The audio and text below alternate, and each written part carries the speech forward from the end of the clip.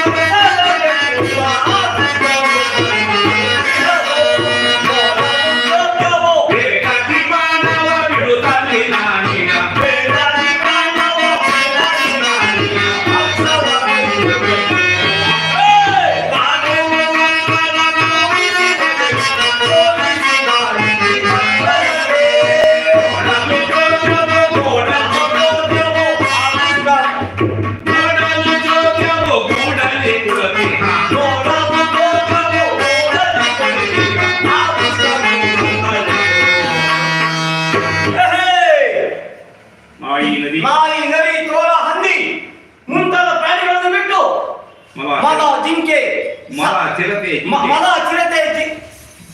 ಜಿಂಕೆ, ಸಾರಗ ಮುಂತಾದ ಇತ್ಯಾದಿ ಮೃಗಗಳನ್ನು ಬೇಟೆಯಾಡಿ ಅವುಗಳ ಮಾಂಸಖಂಡಗಳನ್ನು ತಿಂದು ಆನಂದ ಪಡಿಸುವವರೆಗೆ ಇಂದು ಇಡೀ ಅರಣ್ಯ ಸುತ್ತಿದರು. ಒಂದು ಹಕ್ಕಿ ಪ್ರಾಣಿ ಪಕ್ಷಿಗಳು ದೊರಕಲಿಲ್ಲವಲ್ಲ. ತಿರಲಿ ಇನ್ನು ಮುಂದಕ್ಕೆ ಹೋಗಿ ಹಕ್ಕಿ ಪಕ್ಷಿಗಳನ್ನು ಹೊಡೆದು ಬರಬೇಕು. ನೀವು ಅಲ್ಲಿ ಗೊತ್ತಿರ್ತೀರಿ ಆಗುತ್ತದೆ. ನೆಕ್ಸ್ಟ್ ದಿನ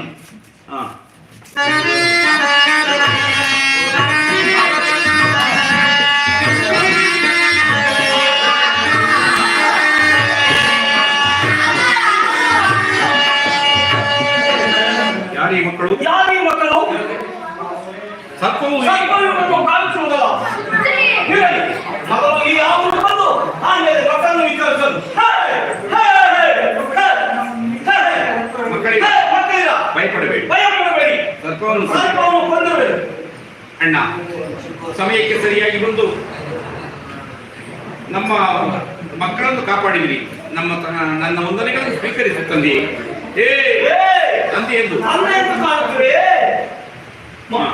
ನಂಬೆ ಊರಸಿ ಮೇಲಕ್ಕೆ ಗಿರೋತ್ತಮೆಂದು ಆ ಬಾಲನಲ್ಲಿದ್ದರಂತೆ. ಅವರೆಲ್ಲರಿಗಿಂತ ರೂಪ ಲಾವಣೆಯಲ್ಲಿ ನೀನೇ ಒಂದು ಬೆಳೆದ. ಬೇಗ ಬರಬಾರದೆ ನಾವು ಬೇಗ ಬರದೆ ಆಲೋಚನೆ ಮಾಡಿಸ್ತೇವೆ. ನಾವು ಇನ್ನು ಹೊರಡುವೆವು ತಂದೆ.